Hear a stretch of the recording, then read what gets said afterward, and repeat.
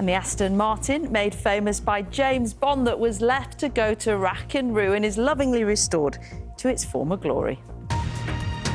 Now, this is great. A 1960s Aston Martin DB5, the car, of course, made famous by Sean Connery as James Bond, has been painstakingly restored after being left to rot on a driveway for decades. Yeah, look at that. It had been originally bought for less than £1,000 back in 1973, but it's now been valued at around £1 million. Matthew Richards has the story. You'll be using this Aston Martin DB5 with modifications. James Bond's car from Goldfinger and Thunderball had all the mod cons, even an ejector seat. Ejector seat? You're joking. John Williams was already a fan of the car, having been given a toy one as a child, and by 19 he'd saved enough money to buy one for £1,000. But after he got a job overseas at the end of the 1970s, John's DB5 went into storage and then sat on the drive, exposed to the elements and local children. The neighbours' kids just come round to play, and they used to bounce on the bonnet and we used to tell them off, and then one was jumping on the roof thinking, does it work? Because he's seen the Bond film and they thought it was going to come off. Despite its undrivable condition, Aston Martin valued it at £500,000. The couple considered selling it. Money, you know, comes into it, and reality, and sitting at the kitchen table. And he said, what do you think? And I said, well, you'll never get another one.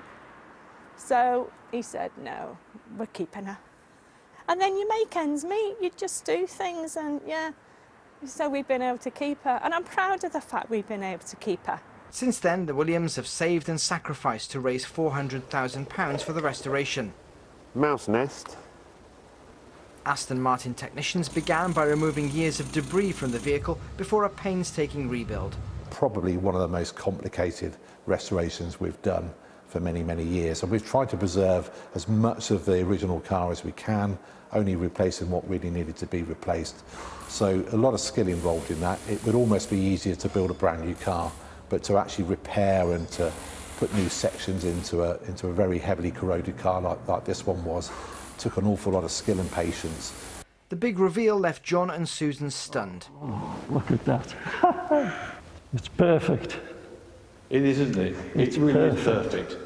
It's taken thousands of hours over the last 3 years to turn the clock back on John's car. It's been 45 years since he last drove it, but the memories came roaring back as his dream was finally realised. Wow. I've never been in it before. You happy? Oh, more than happy, ecstatic. After all these years? Yeah. That was your first powered drive. Brilliant. Well, I was apprehensive at first because it's so long since I've driven it, and but it came back in no time, and it responded how I remember, and I wish they could do a number on me to make me look 27 again. Well, I definitely feel like 27 today. John says he only plans to use the car, now valued at £1 million, for special occasions, but promises never to neglect it again. Matthew Richards, BBC News, Buckinghamshire. Do you want one? I want loads. Yeah, what a transformation, though. Remarkable job. Beautiful. Yeah, I love the way they were taking leaves out of it at the start. That sounds like my car. Right.